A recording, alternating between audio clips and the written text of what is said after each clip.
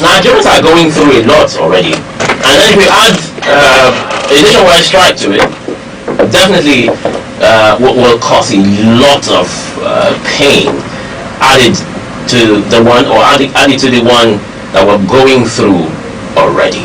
All right, and I didn't introduce Honorable Prince Abednego. Is the deputy leader of former deputy leader Kana Assembly from Kana local government area.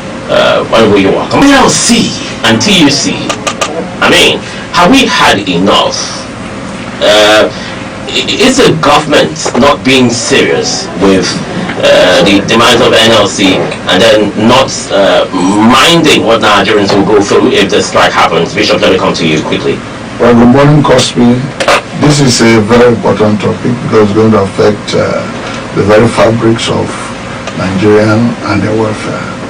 Well, I've always told in this studio that the Tinubu administration has not been very strategic in terms of timelines, promises, matching them with actions. And this is a proof of that because since the inception of this government, the two labor centers, TUC and LSC, their leadership, have been meeting consistently with this government or their representatives. And we have always found out that at every time they meet, there is one form of drama or the other. Even things they will agree.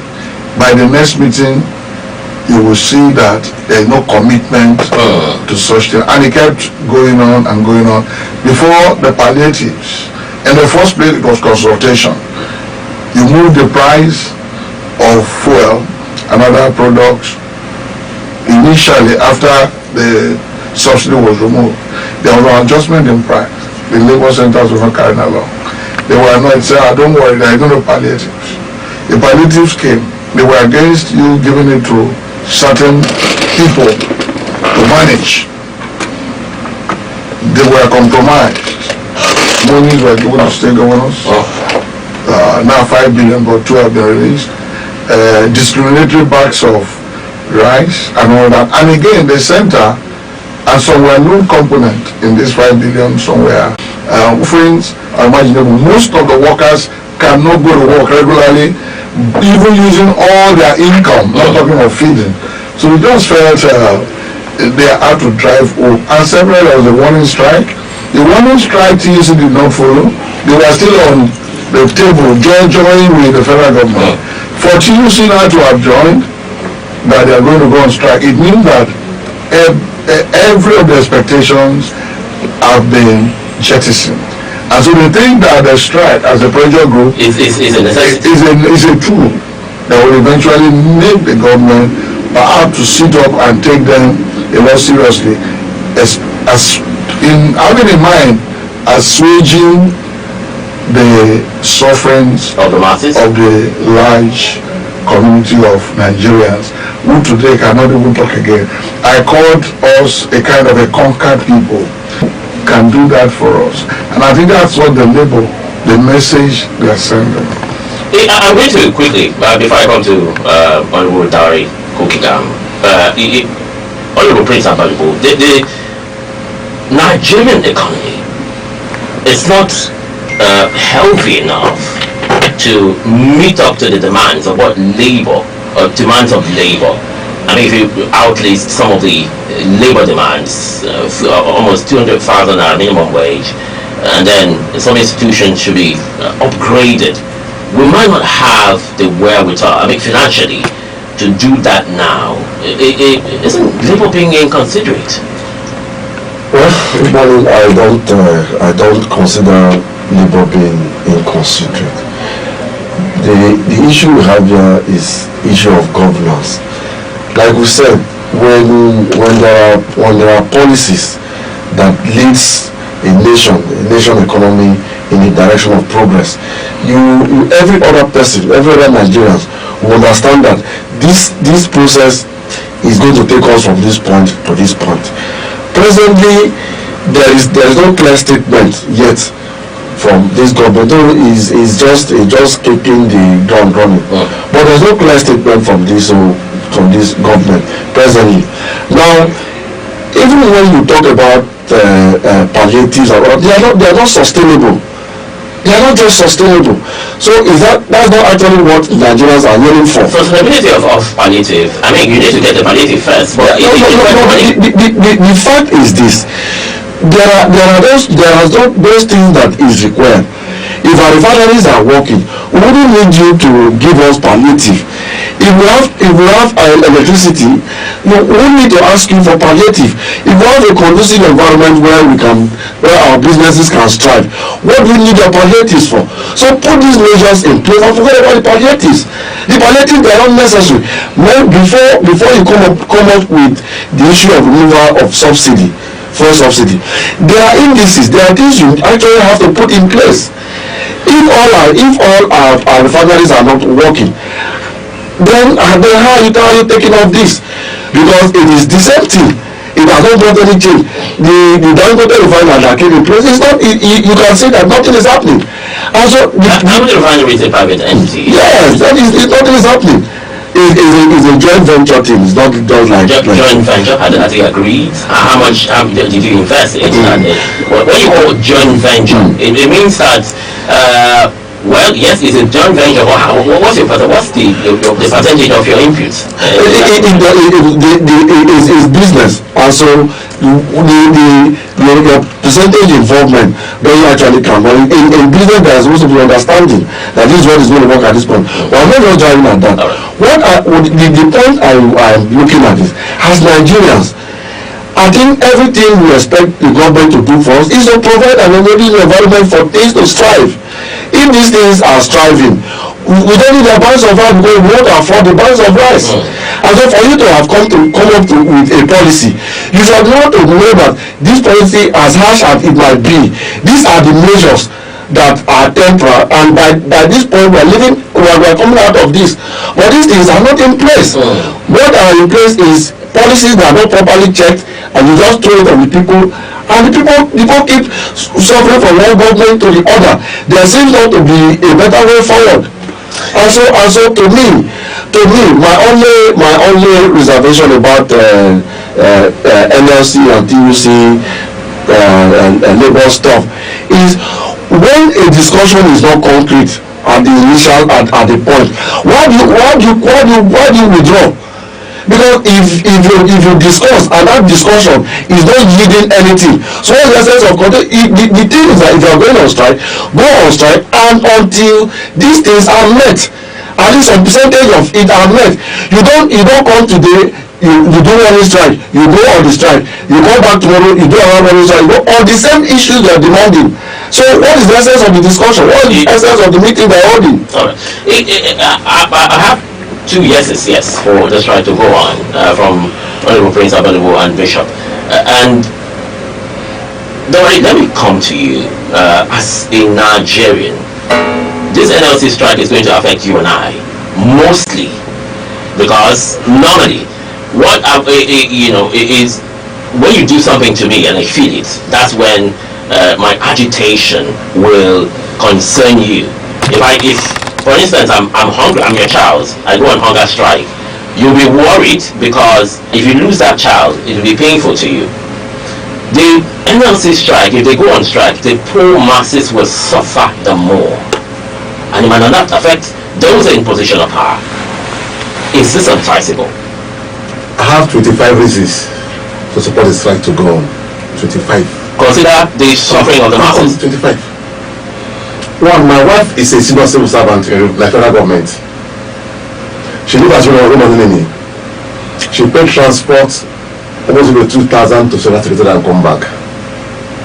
And she has done what I pay her 2,000 every day to and fro to come back. And something has been the same for the past 4 months. How will she meet up? So the strike is the option. Let us see the hunger.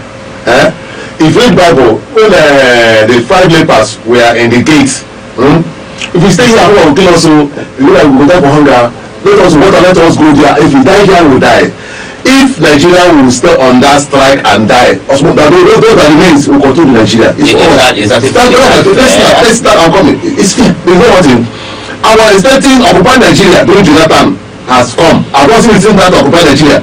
what happened this time? Why not Labour? That was one of Nigeria. Who are one people died? Who are confined Nigeria? Who were buying food? People at Lagos and buying food. That is a big food. Open now. Two. Another is again. My mother-in-law lives at Bonny.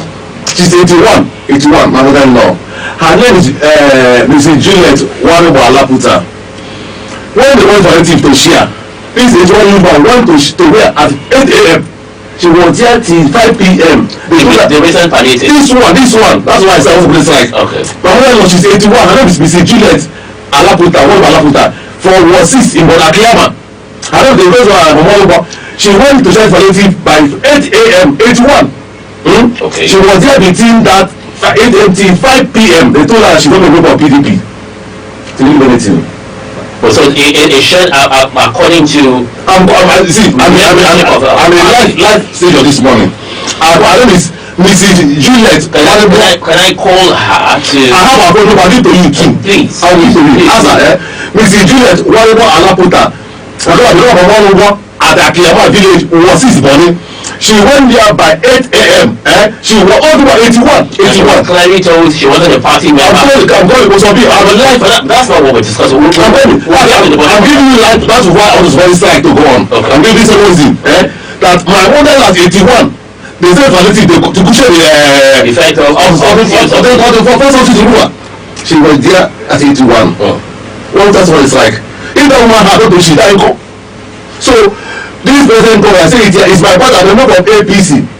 I'm the same APC in Ward 4 who won't control that government. Call my name. The anyone member of APC or PDP, they knows me well. I'm a party member. I play politics. Everybody knows me in my ward, in my local government. I have served PDP for 2 tenure as 40 years member because of that way I go to APC. So I'm a one person. I said I'm a APC man. These 4 months I was expecting my president who I voted for stood for him.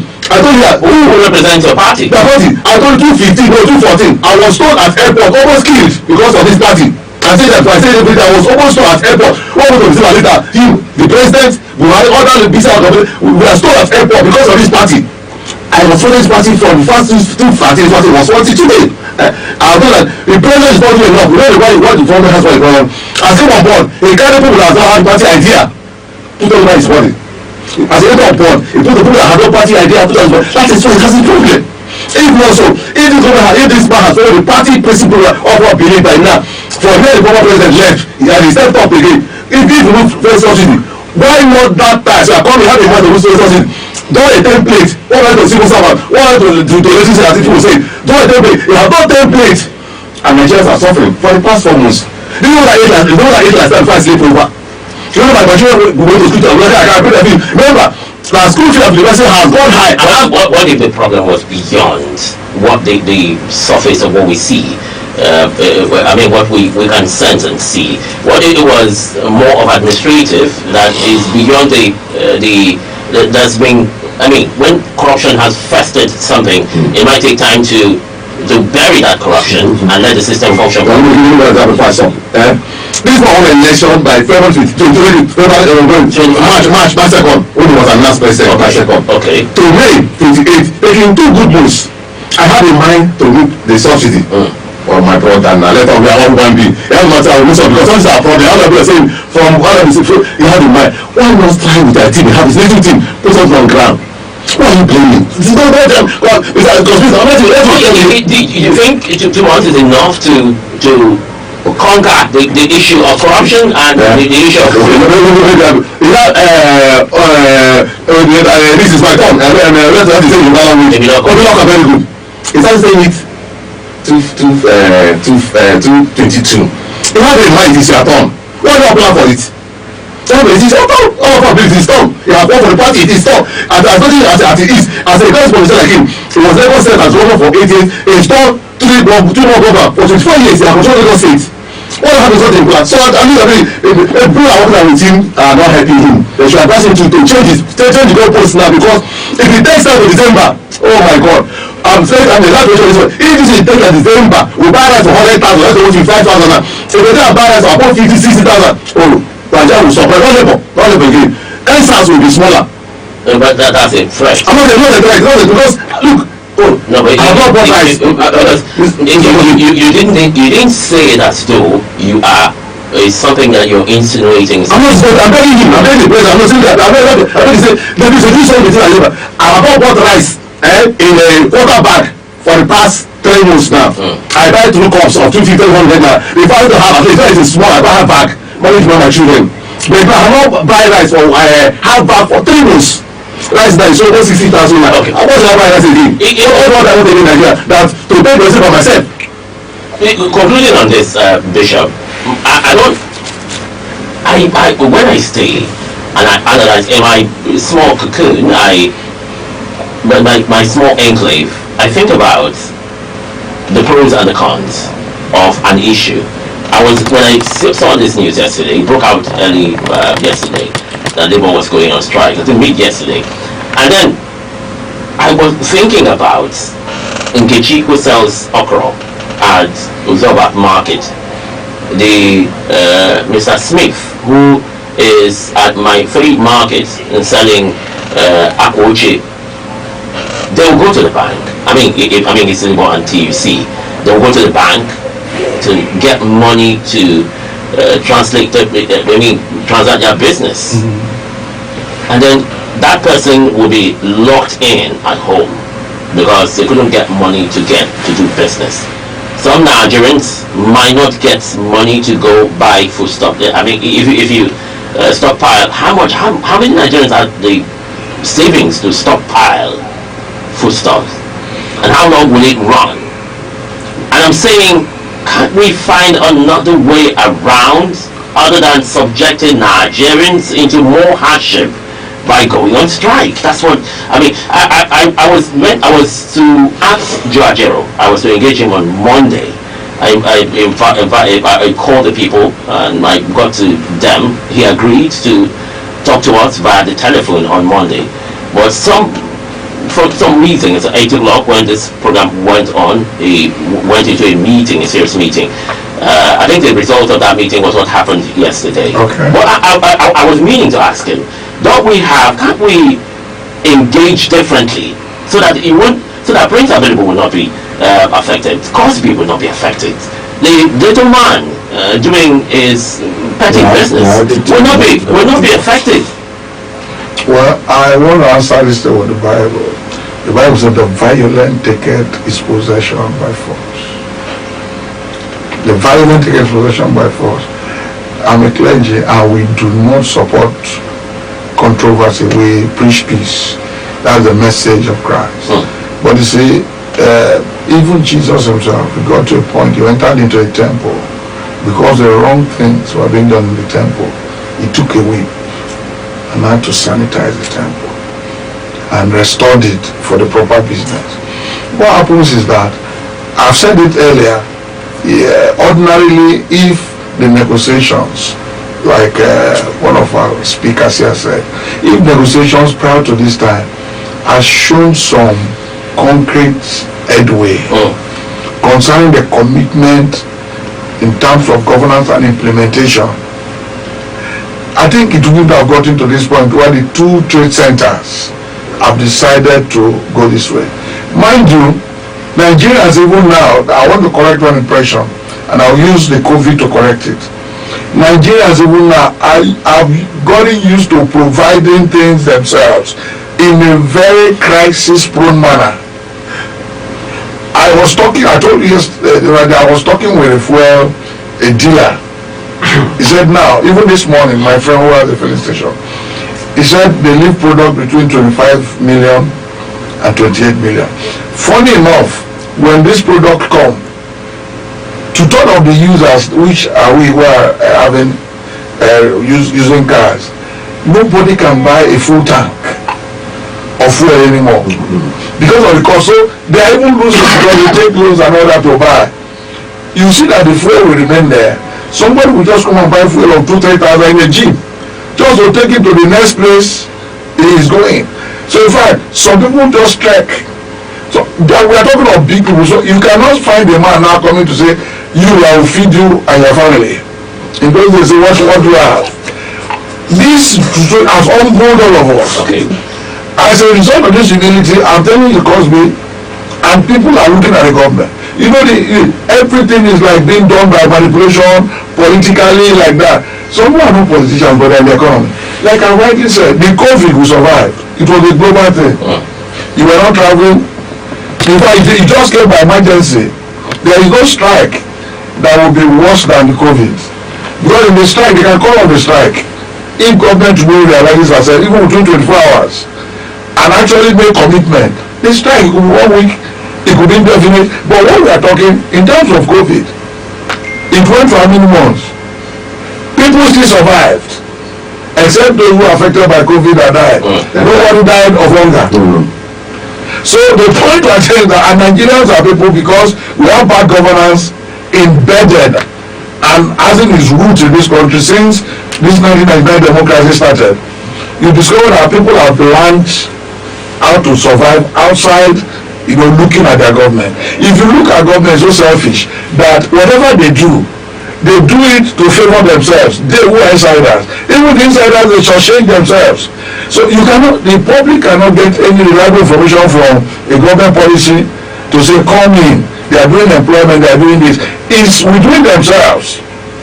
So the public are already lost hope. It's like they don't have any government in place. And with that mindset, like I'm hearing at 2 days go and stock, in the first place you have the money to stock even the food. People that are not unemployed, they eat from hand to mouth. What are you stocking? What are you stocking? So for you to stock, it means you have resources. Then you rush to the market and fill your fridge and put some cash in your pocket and all that. They don't have that kind of resources. That's why I said the Nigerian people have a conquered mentality. Well, that's why the young people are leaving the country. Even if I go outside the country and I do anything, it's better than remaining and being idle. No industries.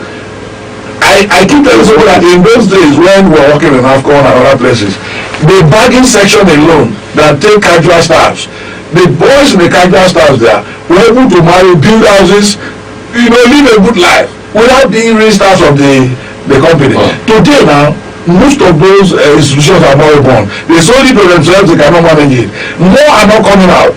A government must have a focus. I was on Atlantic television the other day and I was asked, the president has gone to invite investors and all that in the recent UN, G20, hunger and all that. I said, look, it's madness. At home here, there is no operating business environment for even local businesses to thrive. Even when the president has made some inputs into leveling of taxes, you know the executive orders. No. Those you are talking about, those executive orders, they don't even work. You know why? They don't work. They don't work. You know why they don't work? You are imposing something that does not exist on its own. Let me tell you, market forces determine most of these things. If you are, before you take tax and you remove all those bottlenecks for me to come, the operating environment, you have insecurity. You have all kinds, you don't have partners here that you can call, you don't have electricity, you don't have all that. Power alone, the component of power, what you take from an industry, do you know, that's why I go to transform, the buildings are still there, but the people have left, because the cost of production will be so high. So a serious government will first of all put these things in place and sustainably too. Most Africans, both Nigerians, are relocating not to Europe. They are relocating their businesses to other African countries that have gotten this thing right. Because Europe is exactly their challenges now with the politics and all that. But they are going to other African countries that are stable. Electricity, in terms of governance, in terms of other issues. Far back, countries that Nigeria supported. But today we have lost in all strata. There is no seriousness in governance. There is no sincerity in leadership. There is no serious statesman. You still boils down to the question: can we engage differently without necessarily suffering Obi and John that might be unemployed? No, we are not suffering them now. Obi and John are also a part of the problem. We have a very docile civil society. In fact, Labour will have gone far. These two centers, whenever they want to go on this strike, you see sabotage from civil society. Some people will begin to talk for the government because, you know, one way or the other they are benefiting.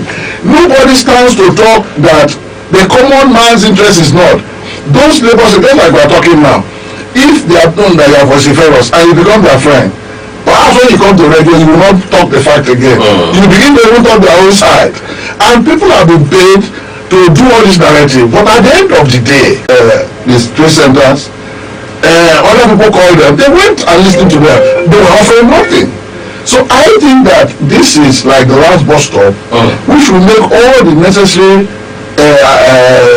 strata of governance and the direct stakeholders to sit down, because they are not sitting there. They feel that they can give the brown envelope to most of these labor people, and at the end of the day they will compromise us. But the labor people are becoming afraid that if this time around they just go for their personal interest, they may not even survive it. And that's what he's saying, that if it becomes, a crisis, it won't just be a crisis for the workers. And let me correct this. Whenever we talk of salary increase, we are thinking of the working class who have gained employment. There is the informal sector. That's the people we are mentioning now. There are even people who are unemployed. In some other countries, they do social security welfare. Yes. When you take care of your elderly, you take care. All these things are not done in this country, mind you. And these are the ways we leverage crisis. If the young people in every family, 4 people are on that social security, and it's beautiful. Brazil, it's also dependent on how financially. No, not financially. It's a how financially healthy. Let me tell you, the leakages in this country. What only one simple person takes, not even the top, at the bottom, because corruption is not nipped in the bud, is enough to run the social security and run it sustainably. All right. Let's on this so long. We keep talking in the days ahead. Next week Tuesday is still maybe not far, but it's just a few days off this. Now let's come back to River State. Recently, if you are not if you're not aware, I'm going to refresh the memories of those who maybe start gaining knowledge today. A divisional police officer was killed in a gruesome manner in River State, in Ahoda parts of the River State. The divisional police officer of Ahoda Division in Ahoda East local government area, Mr. Bako Ambashin, a superintendent of police. And then a few days after, a video emerged. Okay, that same day, a video emerged of how he was severed. It was cut to pieces. I mean, it was a gory sight. Few days after that, a video also emerged, circulating online, of a group of criminals who paraded high caliber of weapons. And I looked at them. One of them, the news is that one of the suspects of the ones that killed Ambashin. I mean, the one I saw in the video, I did not see him as a killer. I saw a video parading some men carrying guns, and they say this were the group that the suspected group. The kind of weapon that those criminals carried is enough to chase the whole of River State out. And I've looked into our laws. A civilian should not bear arms if you're not licensed to carry, and the kind of firearms you carry shouldn't be automatic weapons. I saw weapons of mass destruction, and I know that an individual cannot go to the arms market to get weapons. The confession by the suspect that was caught says that his boss, the one they call Tubaba, had over 40 guns. Over 40. Maybe you did not hear me. Over 40 guns. 40. And these guns might be automatic weapons. In a nation where we said licensing of guns done by authorities at the higher level, you're not allowed, you're not licensed to carry firearms. And if that be the case, you cannot go to the market as an individual to buy firearms. How did these guns venture into Nigeria? Shouldn't we be afraid? Let me come to you, Prince Available. Shouldn't we be afraid? I mean, we have customs manning our borders. How did this gun make it into Nigeria? I'm looking at insecurity beyond the river state. So if one person can commandeer over 40 guns, who knows what might happen? Who knows what's happening in Kaduna State? Who knows what's happening in Enugu State? Maybe one person runs a gun factory. We do not know. I'm worried, aren't you? Well, I just pray that the soul of the late DPO should rest in peace. You know, when you talk about arms running, it's a global thing, and how do they come about it? It's also a global thing. Let me paint one picture quickly before you continue. In the United States, governments differ.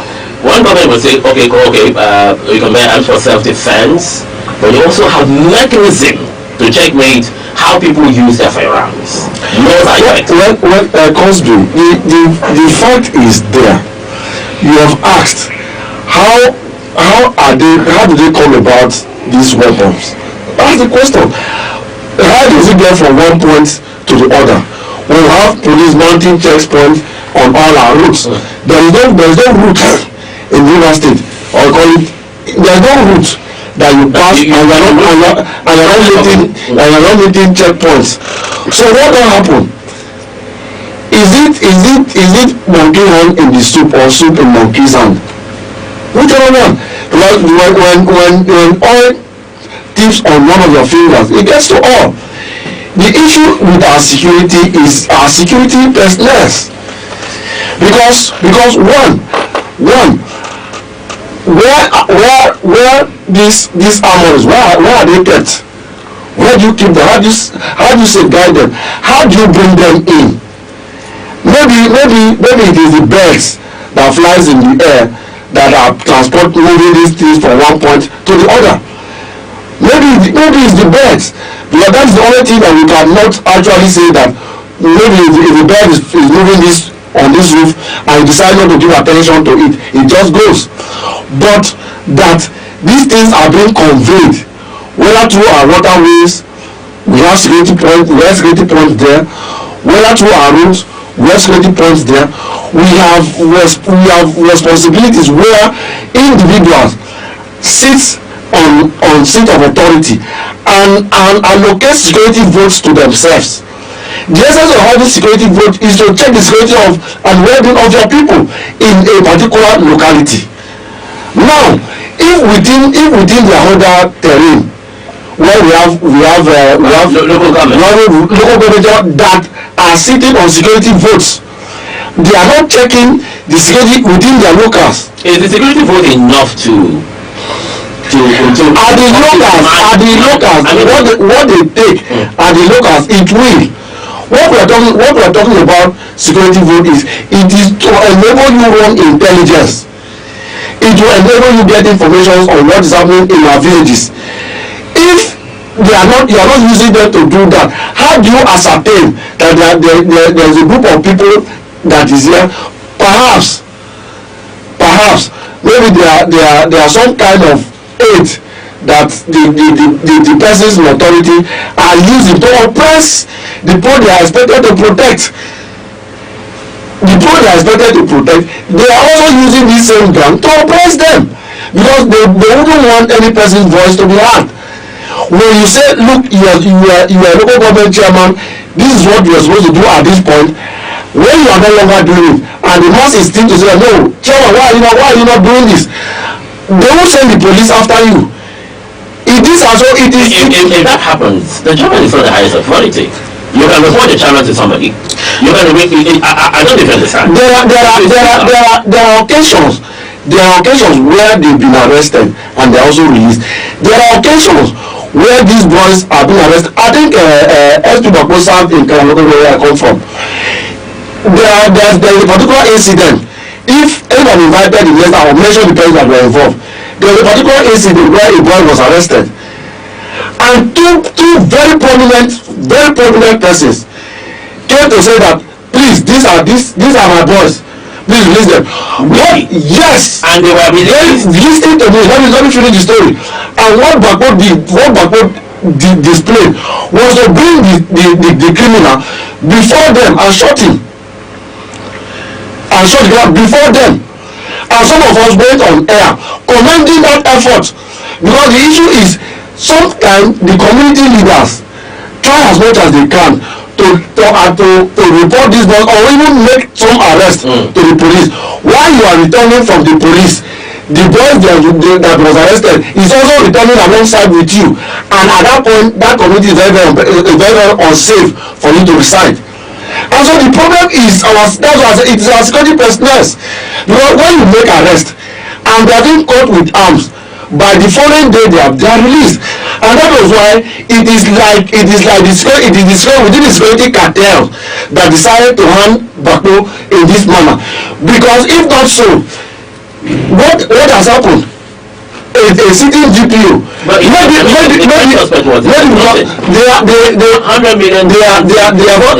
was a video where they said the two Baba has been arrested.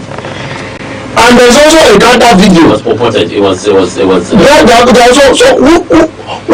is happening? So the fact remains that if we want to fight insecurity or want to check it, maybe taking River State as an if we want to check it, it is very easy. It is very, very easy. The moment from the process of recruiting them, I can give it for free. I'm on the public space that 30% of those boys that are being recruited into the police, they were either in Dimbam or in Diwe.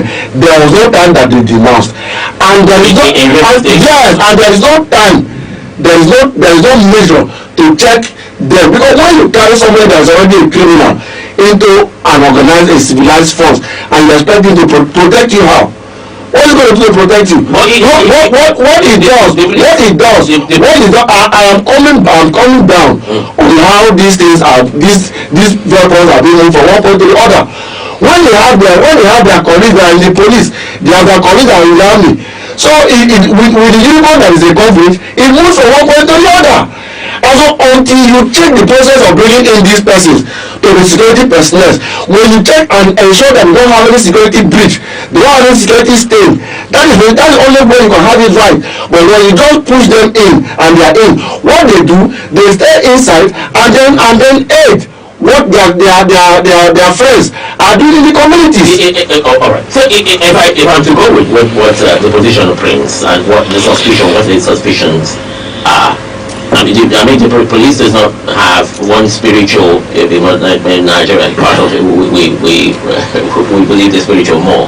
They do not have any parameter to know if Darek Ukugam was a cultist before he will be be recruited into the Nigerian police force. They do not have any kind of device to tell facial expression of who was a criminal or not. Isn't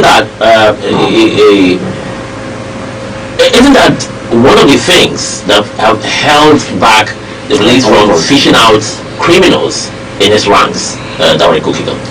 Mr. Cosby, you're a university man. Bishop here, I'm a politician. He's also a politician, I'm a politician. If all of us here will tell the truth, sitting here, God, we have us will tell the truth. In 2007, former governor, Celeste Meher was a governor. No, earlier part was a governor. River State was tensed up. Even when the court will disagree and go on. Was very tensed up. When I came and everywhere was quiet. I mean, she came to October. It's that same year, took her from Mayor. I never said did not see anything else like this. Yes. Some of us are like, they saw a little, but maybe not. Not like this. I said this is like this. It came down to that kind of number. It came down to bare minimum. Yes. In 2013, things started changing, coming up gradually.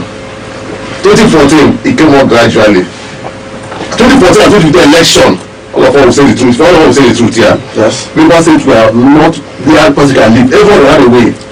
Even Justice Mary, I did not. As everyone supposed to tell, most of them ran away. Justice Mary Odele, in her ruling, almost will court say River State was a theater of for that Rivers State could not trying to carry Lagos one was moved to Abuja because the tribunal then could not sit there because of the crisis. Maybe that was a figure of speech. She was speaking figuratively. No problem. Then after 2015, 2016, nobody can pass this road. When I was coming from Lagos, very late, oh my God. If you see my tents up, I coming from that time, I pray to go to you, I passed through that bridge, I pretend down. Nobody passes anybody to win. 2016, till the government can try and say, honestly, if you want to drop it down later, then 2019 again, remember, it starts from again. Every again was. So we see this every an election year. 2015 again has come, 2018 has come and gone. This guy started again in the Rivers State. So if one of us is just the truth, what is the cause? I want to bring my friend this guy said, my friend said, what is the cause of this thing? I may blame the politicians in Rivers State. The gun I saw in that video, those guys were holding, that I saw in the night, I also that night.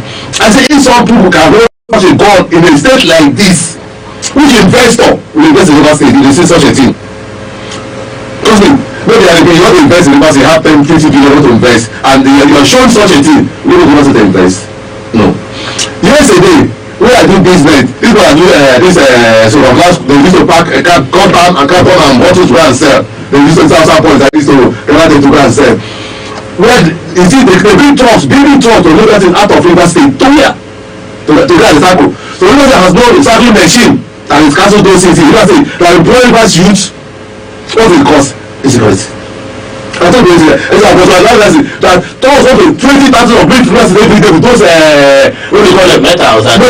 More than 20 tons of Rivers State every day, 20 tons to here outside Rivers State. It's not like Rivers State, like this, they have a recycling machine to recycle those things.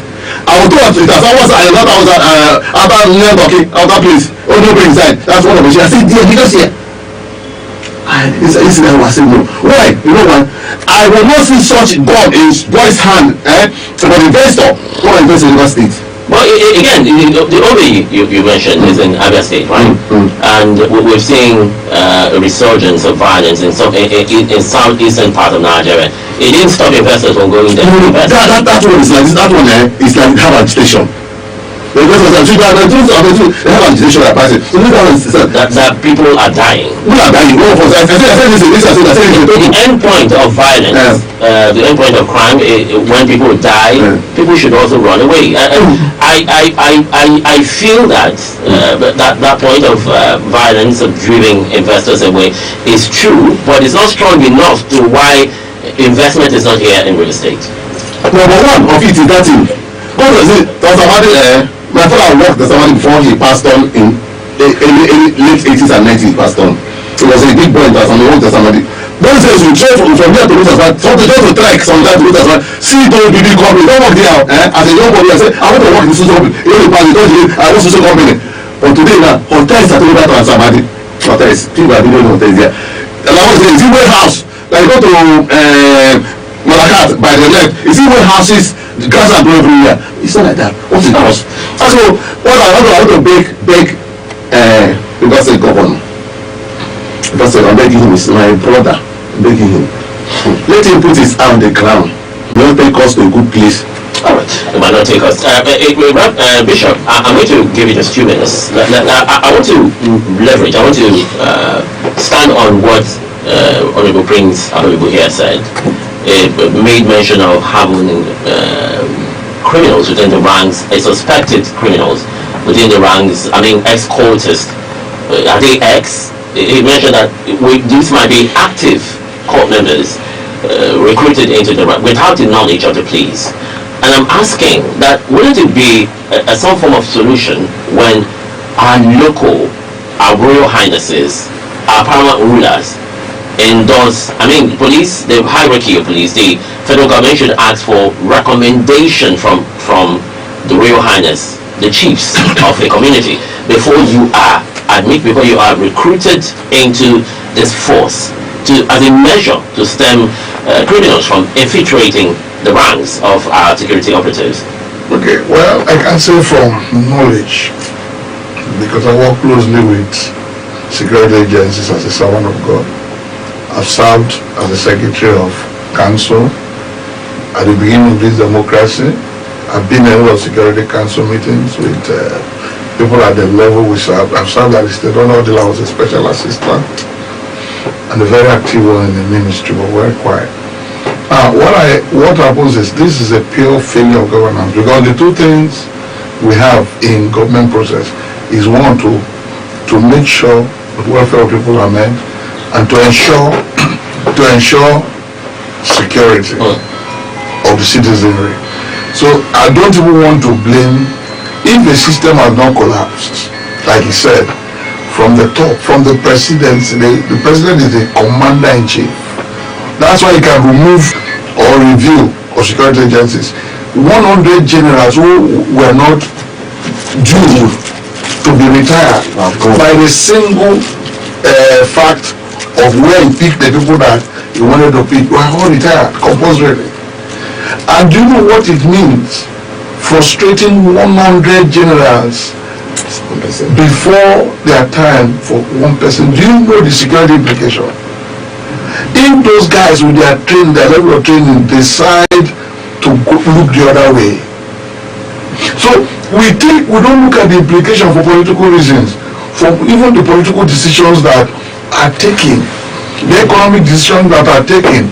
For instance, it's not just cultists, because if you say cultists, it's a choice to become a cultist.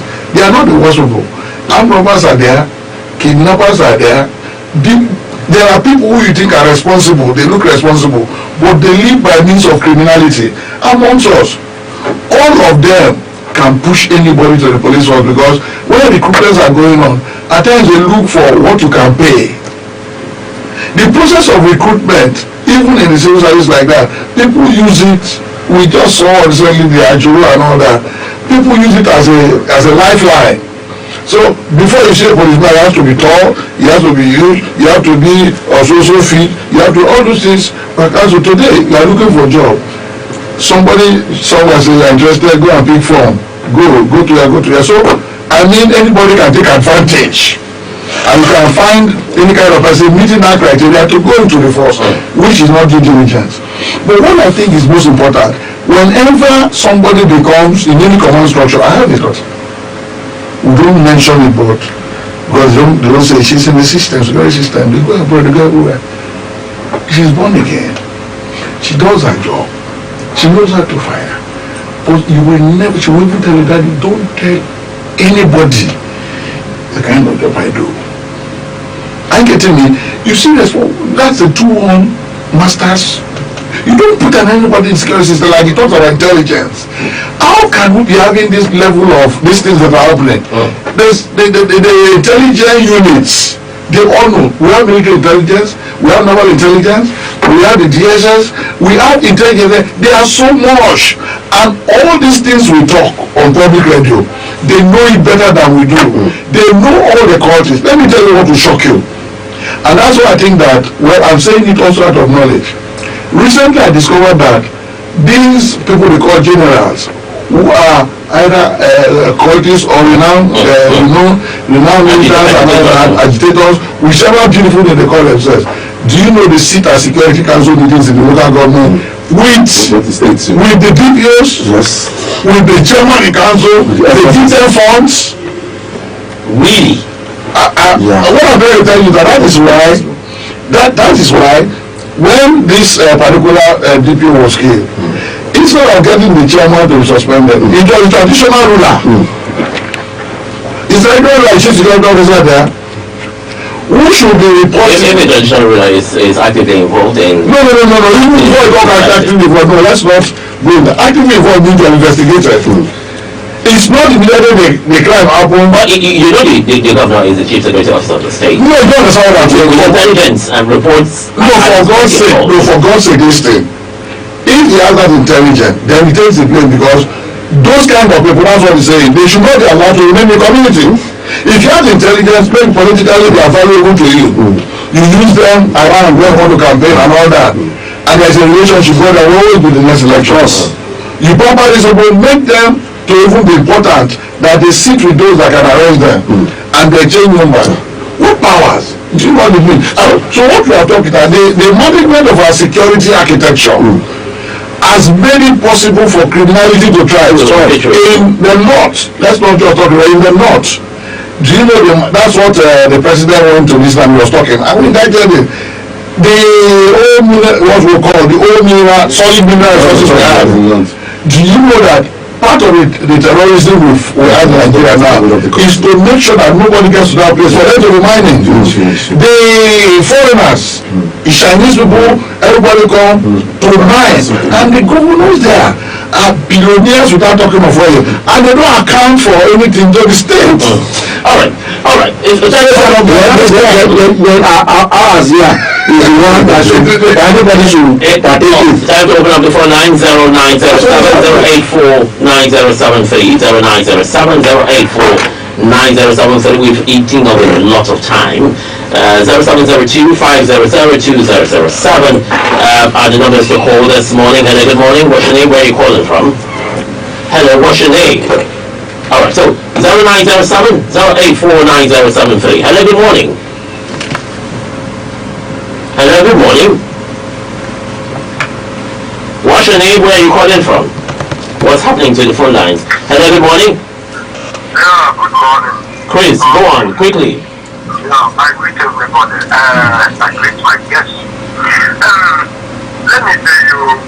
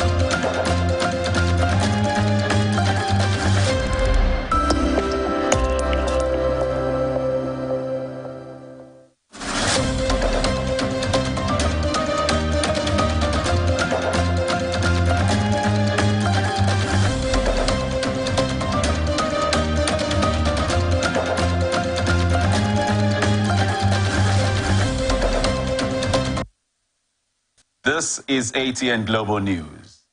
First, the headlines. Rivers government vows to create new cities. Bayelsa government pledges to ensure credible poll. Tribunal dismisses Abga's suit against Wifru. African Bank to fund NNPC $3 billion loan. 100 dead as fire outbreak ruins wedding in Iraq. Naira Marley to assist with investigations on Mohbad's death. Kenya, Uganda, Tanzania to host 2027 AFCON.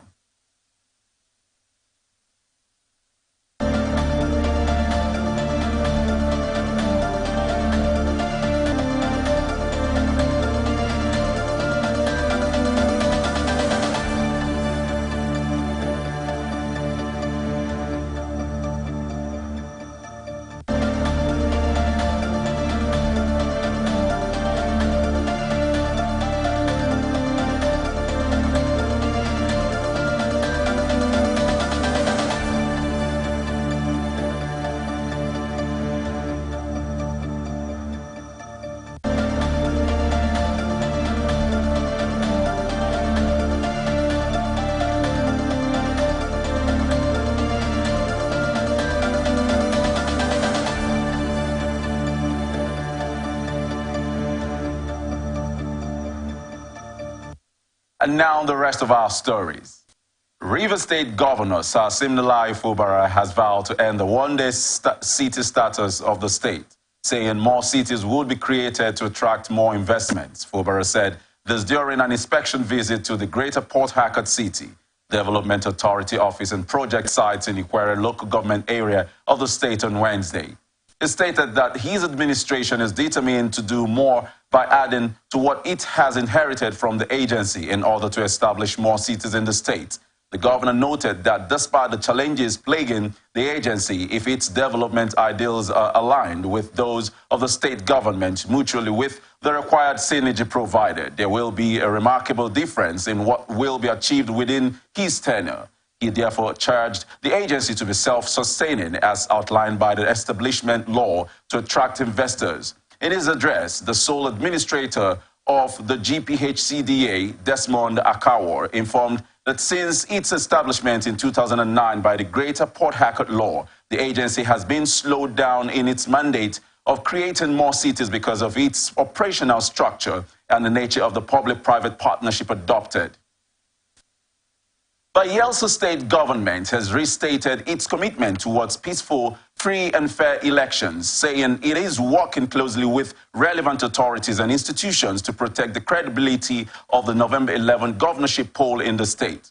The state deputy governor, Lawrence Ewurijabo, stated this when the Bayelsa Elite Women Support Group visited him at his office in Government House, Yenagoa, on Wednesday, September 27. Ewurijabo urged the people of the state to come out and exercise their franchise on November 11 without any fear of molestation or harassment. He particularly called on the women, youths, and other support groups of the People's Democratic Party to vote and stay back to defend their votes during the election. The deputy governor promised that there was nothing to worry about as the government is working in partnership with lovers of democracy within and outside the country to ensure a violence-free governorship contest.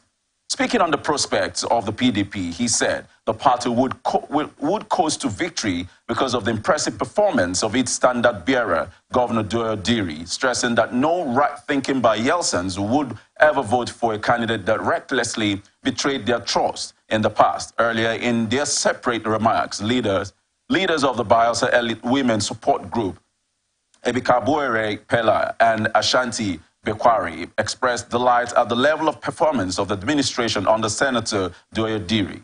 They assured the PDP and its candidate of their continued support and readiness to mobilize women of the state to vote massively on November 11 to actualize the re-election bid of Governor Doyle Diri and his deputy, Senator Lawrence Ewurijabo.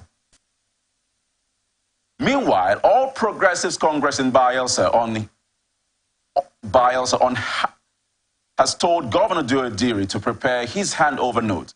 The APC said the party was working together to ensure a landslide victory of its governorship candidate, Chief Timmy Silva, on November 11. The party, in a statement by Tamatere Zokomor, its assistant publicity secretary, said all APC stakeholders were more united ahead of the election than they were in 2019, when the party trounced Diri at the poll. Zokomor said the Silva Massiva ticket remained the project of all Bayelsa people seeking the liberation of the state across party lines. Zokomor said Diri was wasting his time trying to patronize the APC in his recent complimentary remarks. Zokomor said the party forbade Diri from making further patronizing statements about the APC, adding, "One cannot dislike you and love your child. It is a futile, manipulative attempt at a Trojan horse."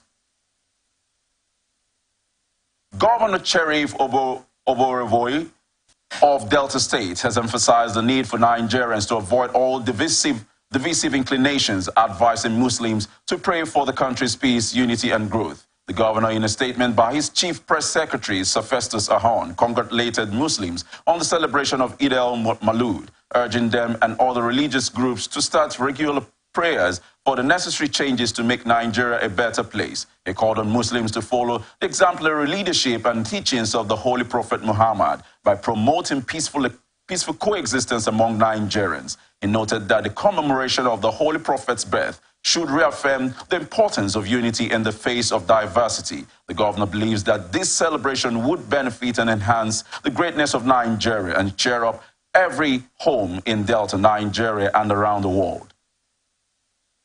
Delta State Police Command has denied any involvement in the raid of a brothel in Sapele where alleged sex workers were said to have been uncovered with illegal items retrieved. Reports surfaced on Tuesday that the state government, through its Office of Human Trafficking and Illicit Drugs, raided a popular hotel along a new road in Sapele and a brothel in the Ogun Aja area in its quest to ensure a drug-free environment in Sapele local government area and Delta State in particular. In a viral video, the young ladies alleged to be involved in prostitution were all gathered outside a brothel by officers while some unlawful drugs were discovered. Reacting to the incident, the public relations officer, Delta State Delta Police Command, Bright Edafe, stated that the raid was carried out by the state government task force on drug abuse and other vices and assisted by vigilantes. The police also confirmed that although it was carried out by the state government task force on drug abuse and other vices and assisted by vigilantes, they were not policemen, adding that action is still being taken. Nigerian Navy in Delta State on Wednesday paraded 2 suspected pipeline vandals arrested at Osobo Creek in Warri local government area of the state. The commander of the Nigerian Navy Ship Delta Commodore Chindo Yahaya, represented by the executive officer NNS Delta Navy Captain Solomon Paul, while parading the 2 suspected pipeline vandals, told journalists that the duo was nabbed in the Delta Creek on Sunday by the Naval Patrol team in conjunction with the staff of a private surveillance firm, Ocean Marine Solution, when the operatives discovered a vandalized and leaking pipeline. According to the Navy, on further inquiry, the patrol team noticed an illegal connection on the pipeline. He said the team, while unsearched, intercepted 3 persons in a canoe about 20 meters away from the vandalized pipeline. ATN gathered that on sighting the operatives, the 3 persons attempted to escape, but 2 of them were apprehended while the 3rd escaped. The arrested duo were conveyed to the Nigerian Navy ship Delta for interrogation. Meanwhile, the commander NNS Delta has warned that all persons involved in crude oil theft and other forms of criminal activities in Delta Creeks would not be treated with kid gloves. Akwa Ibom State Governorship Election Petition Tribunal sitting in Uyo has dismissed the petitions filed by Senator John James Abono Duede of the New Nigeria's People's Party and Architect Ezekiel Inya Etok of the African Democratic Congress. The 3-member panel, led by Justice Adekunle Adeleye, delivered the judgment in both petitions on Wednesday. Delivering the judgment, the tribunal dismissed the NNPP and the ADC suit seeking the disqualification of Governor Umo Eno of the People's Democratic Party for lack of merit.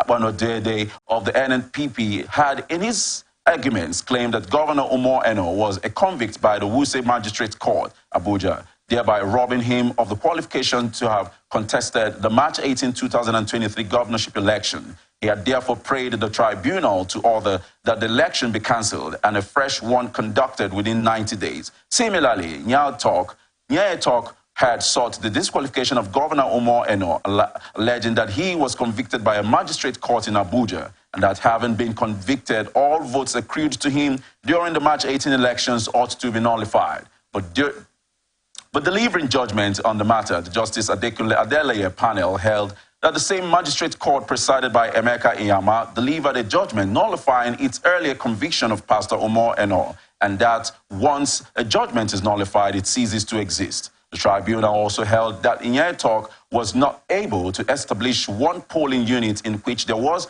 non-compliance with the electoral law in the March 18 governorship elections. Meanwhile, the Governorship Election Tribunal would on Thursday, September 28, deliver judgment to the petition filed by Obong Akan Udofia and his party, All Progressives Congress. Abia State government has vowed to retrieve dilapidated federal government tourist centers in the state and turn them into profitable ventures. The senior special assistant to Governor Alex Oti on tourism and entertainment, Martins Justice, said the move was geared towards revamping the state economy through tourism. Justice, who spoke on Wednesday in Umuahia, the state capital, said they intend to leverage the theme of the 2023 World Tourism Day, which focused on green investments in tourism, to project the rich tourist and cultural potential of the state to the world. He pointed out that tourism can boost the economy of the state, given its ability to promote the green economy and lifestyle of the residents of the state. He said Alex Oti is positioned to drive regional and national tourism growth and is poised to strive to position Abia as a safe destination of choice for quality entertainment, leisure, and tourism. Abia State Governor Alex Oti has flagged off the construction of a 6-lane road project in Umuahia, aimed at opening up the capital city for development. This is even as demolition of marked structures along the proposed road has commenced. In his address, while flagging off the project, Oti explained that the road expansion was in line with his administration's plans to transform the state capital city into a modern town. He pointed out that the road, when completed, would give the Abia capital a new face and enhance its beauty. Otiku listed some challenges he encountered during the conceptualization period. The project said some villagers pleaded that they should be allowed to exhume and bury their dead relatives. He informed Abians that owners of 130 structures marked for demolition have already been compensated.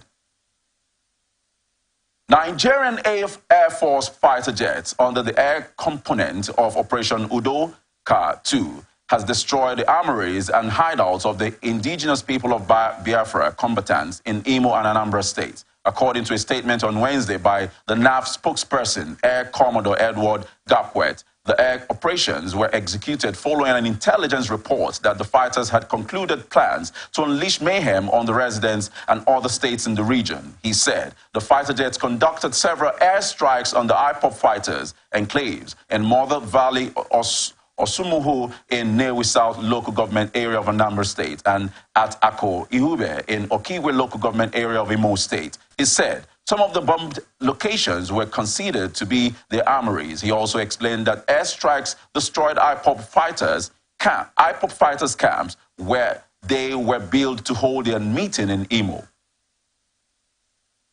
Lagos Waste Management Authority has shut Oke Odo Market near Ilopo, Abuleba over reckless waste disposal and gross environmental abuse. Recall that Loma had 2 days ago shut Oyimbo and Alayabiaha markets on mainland council of the state over unhealthy environment.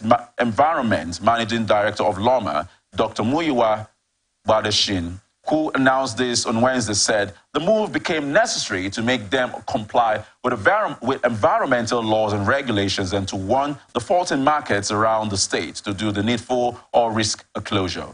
Badagashin stressed that the decision was a significant stride in Loma's efforts to sanitize the state, ensuring that public spaces are conducive for business activities and safe for all residents. He added that the closure of the market served as a stark reminder that adherence to cleanliness standards was not negotiable. Badagashin therefore urged market operators and stakeholders to take the action as a wake-up call to institute robust cleanliness practices within their premises. The Loma boss also called on residents and business owners to support current efforts of the authority to establish a more hygienic and livable environment across the metropolis, adding that a clean environment was not just an aesthetic concern, but a fundamental aspect of public health. Independent National Electoral Commission has released timetable for the conduct of Edo and Ondo State's governorship elections. INEC, in a statement signed by Sam Olumekun, National Commissioner and Chairman, Information and Voter Education Committee. He said the Edo governorship election will be held on Saturday, 21st September 2024, while a similar election will be conducted in Ondo State on Saturday, 16th November 2024. Reacting to the development on ATM blowout, a lecturer at Captain Elechi Ahmad Polytechnic Port Harcourt, Zoe Solomon Tamanotoye, advised the Electoral Commission, political parties, and politicians to adhere to electoral elections. Here is the highlight. A lot of people are talking negative about INEC, whatever. It depends on which side of the divide. There are those who appreciate INEC and they think what they have done is quite very well. But what we are going to do here is to advise INEC. Number one, follow the rules you have set for yourself. Very important. See, the politics is like, there's what they call games theory, propounded by Bill Dudley. He said, the politics is just like a game where you have footballers, team A and team B. You see the referees at the side and at the center. If every person play according to the rules, you see at the end of football, everybody just, the losers, the winners, there's no quarrel, everybody goes home because they know they have played according to the rules.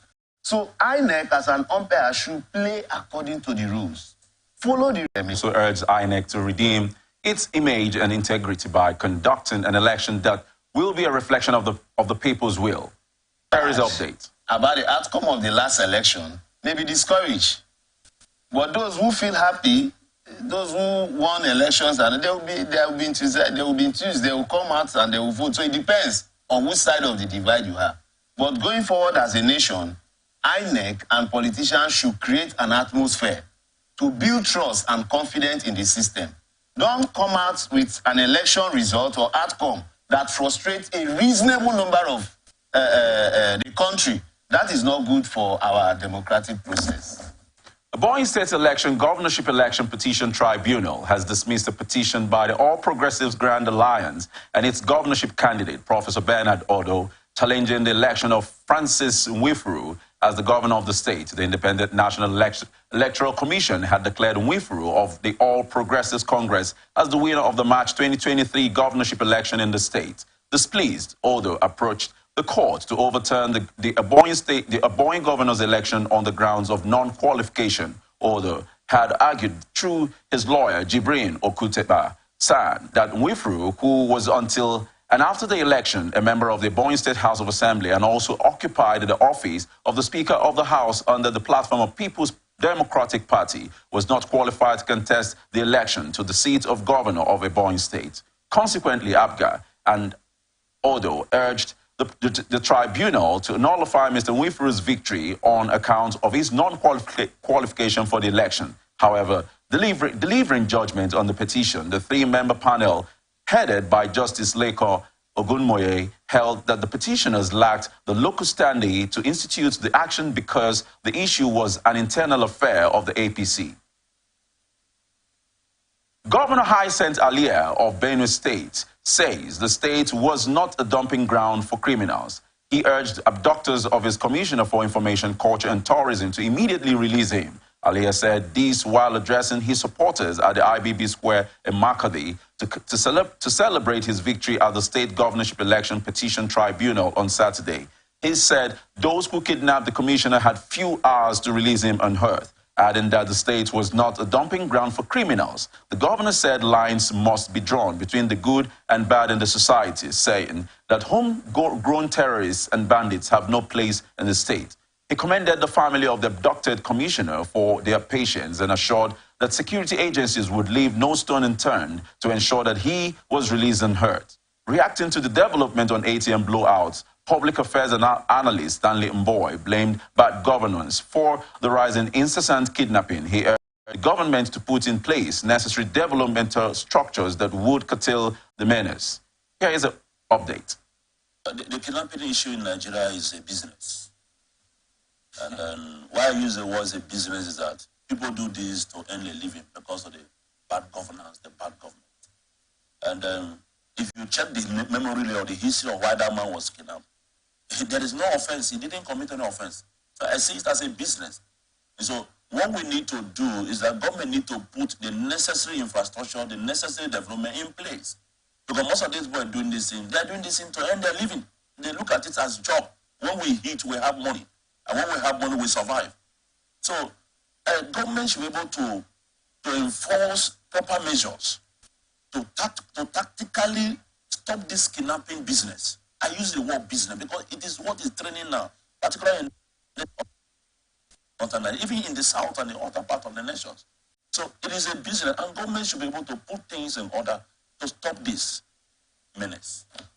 There is tension in Taraba State, especially among the political actors, as the governorship election petition tribunal sitting in Jalingo, the state capital, is set to deliver judgment. The tribunal has finally slated September 30 to rule on the petition filed by the New Nigeria People's Party and its gubernatorial candidate in the 2023 general election, Professor Sani Yahaya, against the People's Democratic Party and Governor Abu Kefas, NNPP, and its guber candidate, had dragged both the PDP and Governor Kefas to the tribunal on the ground that the election was marred by pockets of malpractices. Yahaya prayed the tribunal to nullify the entire exercise and allow for a fresh governorship election in the state. The date for the judgment is coming barely 2 weeks after both parties adopted the final written addresses before the tribunal chaired by Justice G.A. Somonu.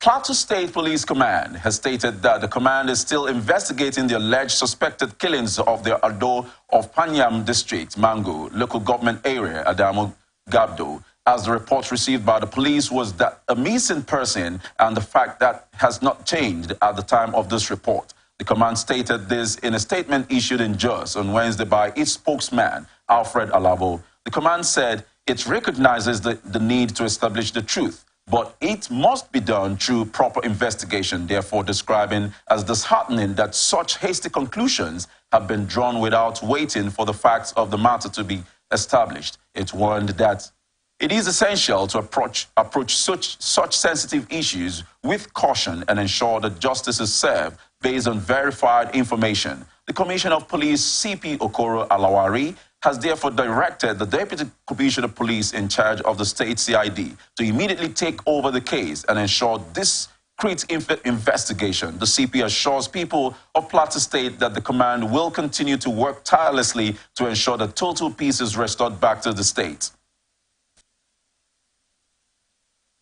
Jigawa State government has declared Thursday as a public holiday to mark 2023 Eid al-Maulud celebration. Public Relations Officer, Office of the Head of Civil Service announced this in a statement made available to the newsmen on Wednesday. Ibrahim quoted the state's head of service, Alhaji Muhammad Dagaseri, as saying that approval for the holiday was given by Governor Omar Namadi of the state. He said Dagaseri enjoined the workers and the entire Muslims in the state to be tolerant and prayerful for peace, tranquility, and development. The head of service also called on residents to use the period to pray for Allah's protection and guidance for leaders in steering the affairs of the state and the nation at large. Governor Diko Umaru, of Katsina State, has enjoined Nigerians of all religious creeds to imbibe the virtues of true brotherhood and compassion for humanity in their daily affairs. Said, doing so will greatly assist in engendering national peace, unity, and integration in a pluralistic society like ours. He made the plea while felicitating with Muslims in the state, country, and all over the world on the occasion of the 2023 Eid al-Maulud celebration. He explained that in commemorating the anniversary of the birth of the Holy Prophet Allah, Muslims in the country should recommit themselves to righteousness and other noble spiritual acts that only protect the Islamic religion and their own personality traits in the most spectacular fashion. He tasked the Muslims in Katsina and the entire country to show love towards their fellow religious adherents and even to those with spiritual ideologies. He said, now is the time for us to patriotically work towards making Nigeria a prosperous nation, he said. Sokoto Governorship Election Petition Tribunal has fixed September 30, 2023 to deliver judgment on the suit challenging the election of Governor Ahmed Aliyu. ATN reports that the tribunal had in August reserved judgment in the petition against the governor and his deputy Idris Gobar, filed by the Saidu Umar of the People's Democratic Party. The tribunal's chairman, Justice Haruna Michelia, reserved judgment after the parties adopted their final written addresses, adding that a date would be communicated to the parties in September. Umar is challenging the election of Aliyu of the All Progressive Congress and Gobar over alleged non-qualification and electoral fraud during the March 18 governorship election. The notice read that the council are advised to inform their clients that supporters would not be allowed into the court premises as movement would be highly restricted by the security agencies. You are watching the Global News on Atlantic Television Network. We will be back after this break.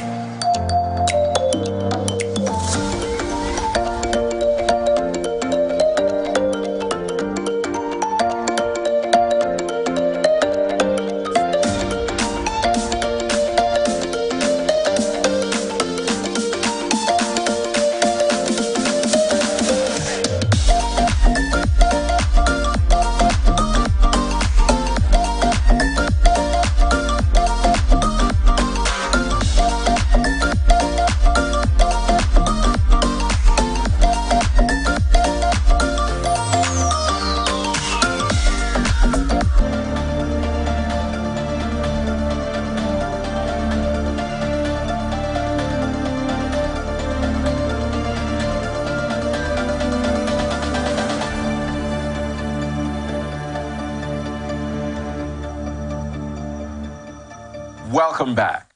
This is the Global News on Atlantic Television Network. Now to the rest of our stories. Leadership of the Labour Party has declared support for the proposed indefinite strike by the Nigerian Labour Congress, NLC, and the Trade Union Congress to press home their demands for better working conditions. The party said it was in total support of any legitimate means to be deployed by the Nigerian workers to press for better working conditions. This was contained in a statement signed by the National Publicity Secretary of the party, Obiora Ifo, in Abuja on Wednesday. Ifo further said Nigerians went to the polls with clear conviction of the government they wanted, but this was denied them through institutional conspiracy. Labour Party expressed surprise that the government claimed that it has removed subsidies on petroleum products and that it now generates over ₦1 trillion monthly, yet it finds it difficult to address workers' demands. The Department of State Services has established a new Directorate of Public Relations and Strategic Communications, DSS. Director General Yusuf Bichi established the department as part of efforts in sustaining engagement with Nigerians as well as deepening democratic governance, transparency and accountability. A statement by the DSS DPRSC said Bichi appointed the secret police spokesman, Peter Afunaya, to head the directorate. According to the statement, Afunaya's appointment took effect from September 26, 2023. It has also appointed Peter Nochirionye Afunaya, PhD, FSI, the erstwhile public relations officer, to head the directorate as the supervising director and also be in charge of the service's public communications. The service also commended its Director General, Alhaji Yusuf Magaji Bichi, for the initiative to undertake the expansion and particularly appointing Afunaya to pilot the directorate. People's Democratic Party has called for concerted prayers for Nigeria as it joins the Muslim Ummah to celebrate this year's Eid al-Maulud. The party urged Nigerians, especially Muslims, to use the day for intensive and fervent prayers to the Almighty Allah for His divine intervention in the affairs of the nation. This was contained in a press statement signed by the National Publicity Secretary of the party, Honorable Debo Ologunaba, in Abuja on Wednesday. The party also called on Nigerians to use the occasion to reinforce the bond of unity, love and respect for one another, especially at this critical time in the life of our nation. Eid al-Maulud, the celebration of the birth of Holy Prophet Muhammad, offers humanity an anchor in God's love and willingness to guide mankind through obedience to His will, righteousness, peace and eternal redemption. Commandant General of the Nigeria Security and Civil Defense Corps, Dr. Ahmed Abubakar Audi, has felicitated all Muslims in the country and beyond on this year's Eid al-Maulud celebration. CSC Afolabi Babawale Corps National Public Relations Officer, in a statement said the CG appealed to the general public to embrace and practice peace as exemplified by the life of Prophet Muhammad. According to the statement, the CG noted with dismay the spate of insecurity bedeviling the country and called on the citizenry to continue to support the government's peace effort by collaborating with state actors in tackling the menace. He admonished the public to keep faith in agencies saddled with the responsibilities of ensuring law and order, assuring that the ugly situation must be confronted. He reiterated the determination of the Corps to protect critical national assets and infrastructure and its resolve to protect lives and property as it works in synergy with sister agencies with the collaboration of all and sundry. As Nigeria commemorates the birth of Prophet Muhammad, known as Eid al-Maulud, Muslim faithful has been urged to make the significance of the day more elaborate like other festivals in Islam. The Deputy Chief Imam of Al-Hibiyah Islamic Society, Sheikh Ibrahim Idris, speaking exclusively to Atlantic Television Global News, decried the yearly low turnout that greets the festival, urging Muslims on the occasion to pray for peace and prosperity in Nigeria. Here is the update. Today in history, Prophet Muhammad was born. A day in Islamic calendar is a day of the celebration of the life of the Prophet. when he was on earth, but the celebration, according to the evidence in Nigeria, is not celebrated like other festivals in Islam. Speaking to Atlantic Television, the Deputy Chief Imam, Al-Habibiyya Islamic Society, Sheikh Ibrahim Idris, explained the dimension and approaches of Islamic scholars, clerics, and the stand of the Holy Quran about the coming of the Prophet, as described by the Quran as the greatest gift to the world, hence the significance of Eid al-Maulud in Islam. What we are celebrating is not celebration in itself. What we are celebrating is the coming of Prophet Muhammad, and we know his role as a leader, as one chosen by God. It all depends on how you want to celebrate it. I know some of us like fanfare, gatherings, spendings, cooking. There are some who do it silently. I know of a person, on a day like this, he will just carry his 100,000 and go to a hospital silently and spend it on the sick and the vulnerable. Some will carry their 500,000 and go to an orphanage. In fact, I prefer such celebration rather than cooking and fanfare. So it all depends, but the intention is what matters. What are you doing? So if you are the type that doesn't support fanfare and cooking and celebration, you regard it as a waste, fine and good. But there are some who have decided, I will cook, instead of for my family alone, I will cook for 200 people. While acknowledging the fact of a low standard in the celebration of the festival, Imam Ibrahim Idris called on Muslims to make the celebration of the birth of the Prophet more pronounced like other festivals. He also mentioned the benefits attached to the celebration. There is no celebration, whether Eid, big Salah or small Salah, that should be comparable with the celebration of Prophet Muhammad. In my estimation, we have not even done enough. We have not done enough. Because the Eid prayer you are talking of is not even a compulsory prayer. It's not more important than the 5 daily prayers. The same thing with the big Salah. That prayer we gather to go to the Eid ground and pray is not as significant as the 5 daily prayers. But the coming of the Prophet is the greatest phenomenon for every Muslim. So the celebration is below standard. We should celebrate it the more. As I was coming out this morning, I saw procession by some organization. As we are here, I saw lectures going on. This thing should be multiplied more and more. Speaking on the state of the economy, he urged Nigerians to continue to be patient, pray for Nigeria, and support the government, and criticize when the need arises. You should know that this problem did not start with the present government.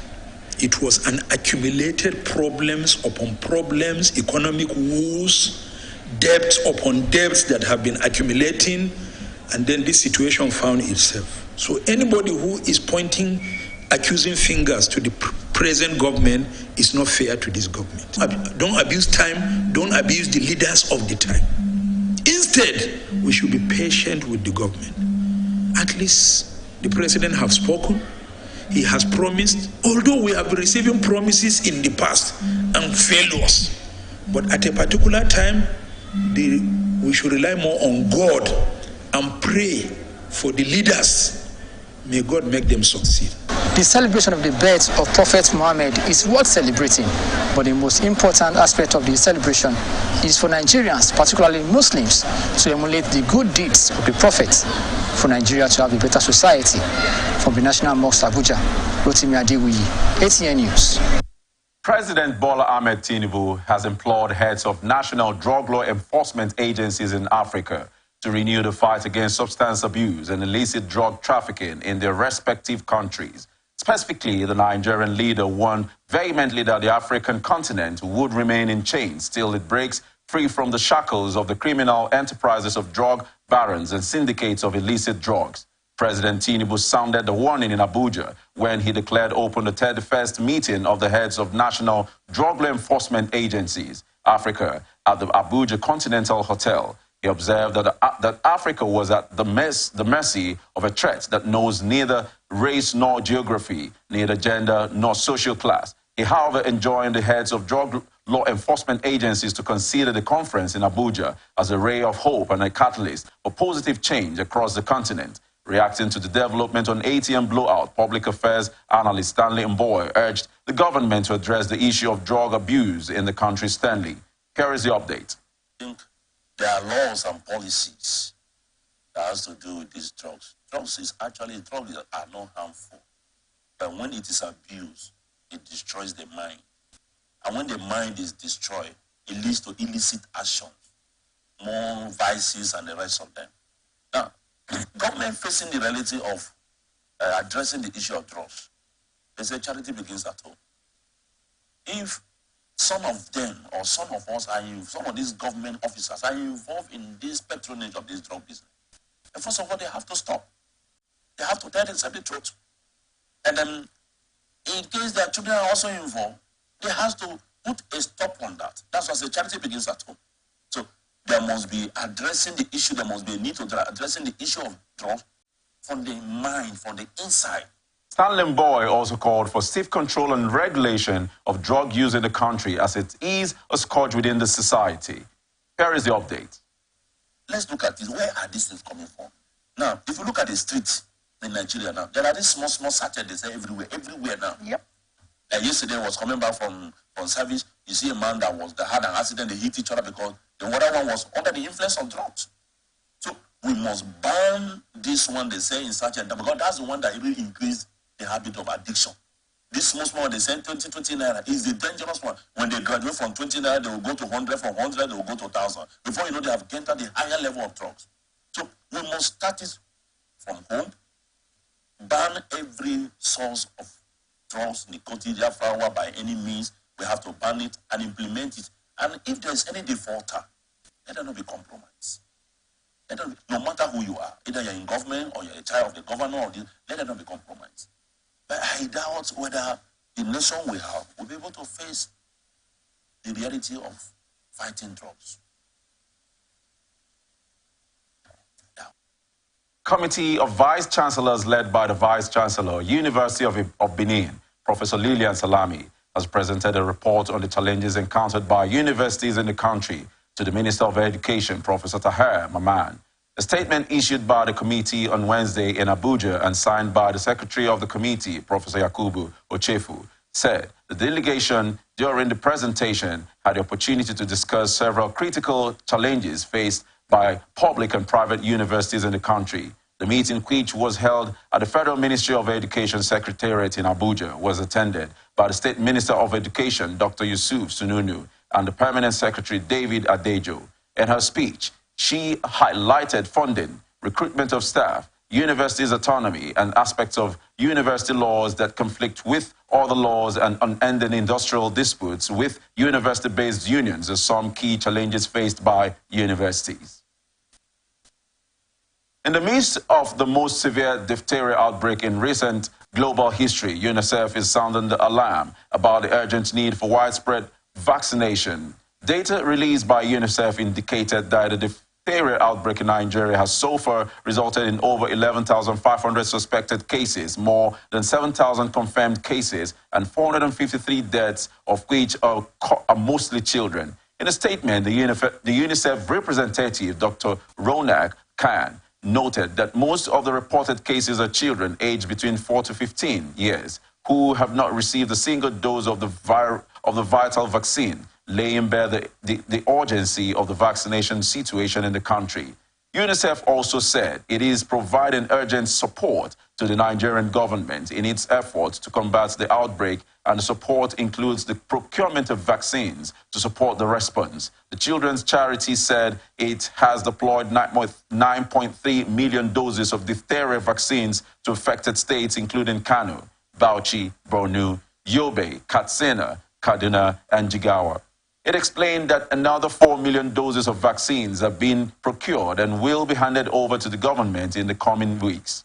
UNICEF Nigeria called on partners, stakeholders, and the international community to rally together to ensure that every child in Nigeria is reached with life-saving vaccines. Speaker of the House of Representatives, Abbas Tajuddin, has disclosed that the annual budget of the National Assembly has been stagnant for 13 years, despite inflation and attendant consequences. The Speaker said that notwithstanding the expenditure of the federal legislature has gone up within the period, but without the commensurate budgetary provisions to back it up. Recall that the Speaker had disclosed while delivering his welcome address upon resumption from the 2-month recess that President Bola Ahmed Tinubu is expected to transmit the 2023 supplementary budget to the National Assembly soon.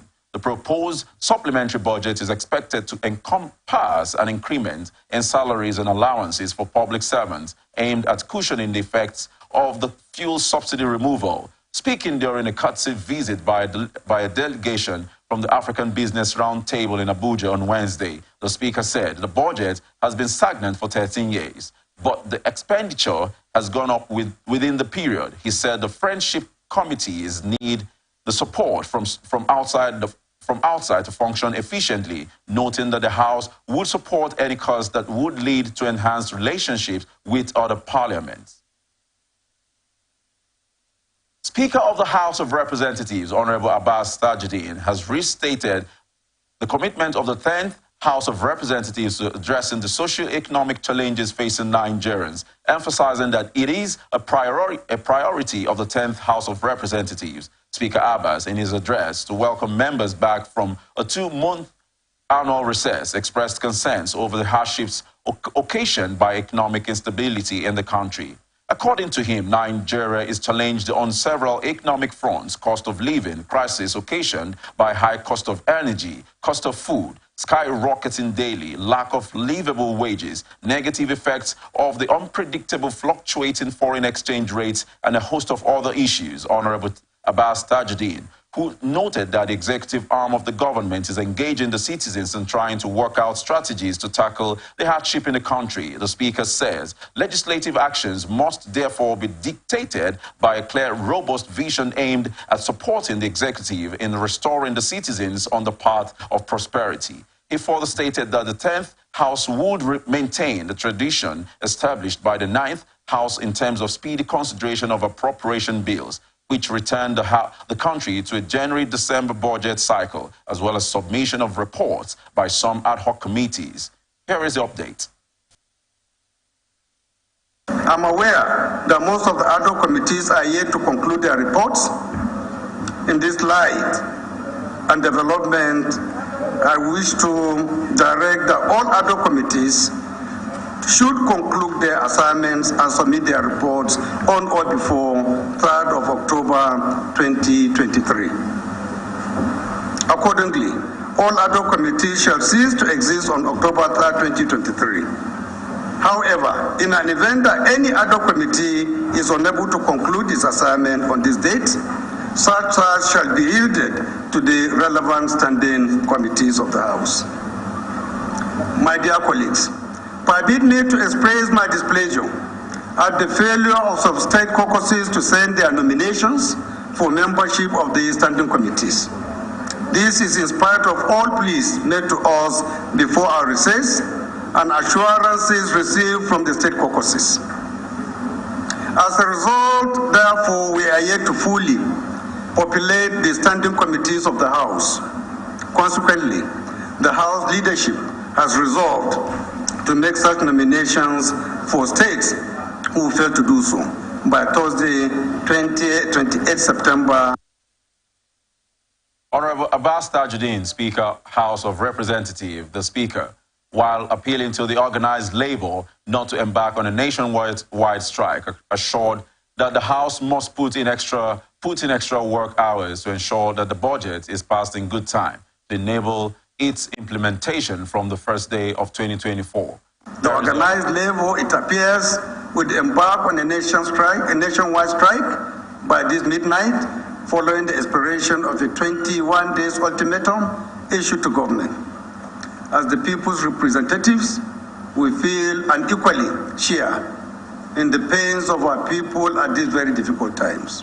However, I would like to appeal to the Nigerian Labour Congress to consider the various actions being taken by the federal government to alleviate the current hardship faced by Nigerians. As promised earlier, this House remains committed to getting a survival wage to all Nigerian workers. The Tenth House had assured Nigerians there would be interfacing between the organized labor and the government to quickly work out a realistic new national minimum wage. And as such, other palliatives to enable citizens cope with the economic impact of fuel subsidy removal, the downward fall of the naira to the dollar, skyrocketing cost of food, and general high cost of living in the country. It is in our considered opinion that embarking on a nationwide strike at this point will only aggravate an already bad situation, and therefore urge the leadership of labor unions to give us the benefit of doubt and suspend any planned strike action while we engage the executive. In another development, the House has resolved to investigate as well as regulate cases of unethical exploitative practices in health procurement and surrogacy by fertility hospitals and clinics. This resolution followed a motion at the House plenary by Honorable Babajimi Benson. Leading the debate on the motion, the lawmaker is alarmed by the fact that fertility centers have capitalized on the absence of a suitable regulatory framework to exploit providers, donors, and potentially engaged in the trade of donated eggs. He said if the trend is not urgently checked, it will lead to an increase in cases of infertility and cancer infection among young donors and surrogates, as well as promoting exploitation practices. Here is the update. The House is worried that women undergo surgical egg retrieval, relinquishing control over the eggs obtained between 100,000 naira to 150,000 naira per retrieval, with 5 to 6 eggs extracted per month. The House is also worried about the widespread practice of terming this process as donation, while in reality, desperate women of childbearing age are coerced through target marketing to sell their eggs with potentially adverse effects on their future productive health and overall well-being. The House Committees on Health, Institutions and Human Rights were mandated to carry out investigations as well as ensure compliance. The House thereafter adjourned plenary to October 3rd. Now, business news. Organized private sector of Nigeria has urged the federal government and Labour to factor in the well-being of more than 200 million Nigerians and avert the strike plan for October. It says the two should work together in the interest of the nation's economy, which the strike could jeopardize. The NLC and the Trade Union Congress declared on Tuesday that they would call workers out on strike from October 3. The declaration followed by the expiration of a 21-day ultimatum earlier given to the government to provide palliatives to ameliorate the effects of fuel subsidy removal on Nigerians. Shegun Ajayi Kadar, Director General, Manufacturers Association of Nigeria, reacted to Labour's declaration on behalf of the OPSN. He reiterated OPSN's earlier admonition to avert the looming disruption of socio-economic activities and noted that current economic indicators in the country do not support a strike.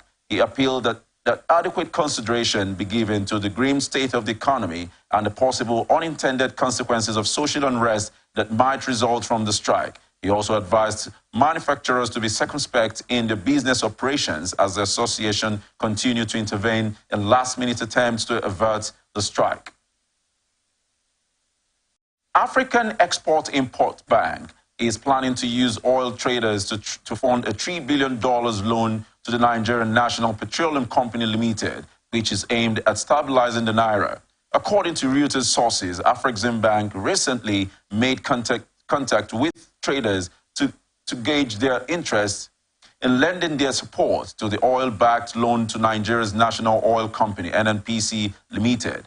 Reports said Afrexim Bank has made an attempt to come up with the terms which they will present to trading houses. Meanwhile, NNPC Limited said in August that it had secured an emergency $3 billion crude oil repayment loan, which is aimed at stabilizing the naira. International Monetary Fund says stable exchange rates and lower inflation will attract more investments into Nigeria. The IMF representative in Nigeria disclosed this during an interview. He reiterated support for the fuel subsidy removal and exchange rate unification, insisting that it will enhance the economic outlook of Nigeria. Harrison stated that if inflation decreases, exchange rates become more predictable, leading to potential investment flowing into Nigeria, like an open door of opportunities. He added that the country's gross domestic product growth has been soft, which was expected because of the higher fuel prices and inflation. Nigeria's headline inflation rate in August stood at 25.80%, according to the National Bureau of Statistics. JP Morgan, British retail bank, Chase, will impose a ban on all cryptocurrency transactions made by customers starting from October 16 due to an increase in fraud and scams. The company said the bank was committed to helping keep customers' money safe and secure. Several other United Kingdom banks have placed restrictions on crypto-related transactions, but this move is one of the first outright bans on the asset. According to data from Britain's fraud reporting agency Action Fraud, there has been a 40% increase in consumer losses to crypto fraud in the past year, surpassing the £300 million for the first time. JP Morgan has generated more than 1.6 million customers to its Chase retail bank since launching the mobile app-based service in Britain 2 years ago, and plans to roll out the consumer bank in other international markets over time. Now to international tidbits. United States President Joe Biden has appointed 2 professionals who are of Nigerian descent as special advisors. Both Osage Emasogi and Chineye Ogwumike were part of the 12 members of the President's Advisory Council on African Diaspora Engagement in the United States.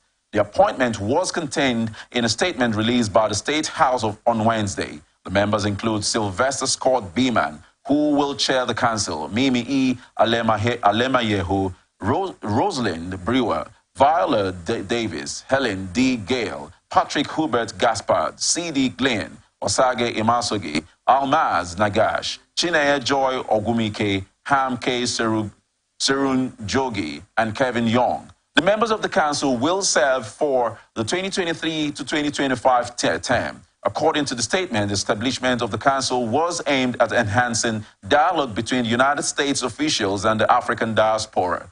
The council's members include individuals who have distinguished themselves in government, sports, creative industries, business, academia, social work, and faith-based activities.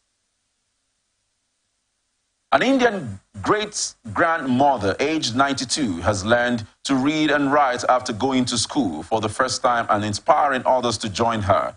Salima Khan, born in and around 1931 and who was married at the age of 14, 2 years before the end of British colonial rule in India, had a lifelong dream of being able to read and write. Khan, from Bulandshahr in the northern state of Uttar Pradesh, said there were no schools in her village when she was a girl. 6 months ago, she began studying alongside pupils 8 decades younger than her, and she is accompanied on her way to class by her grandson's wife.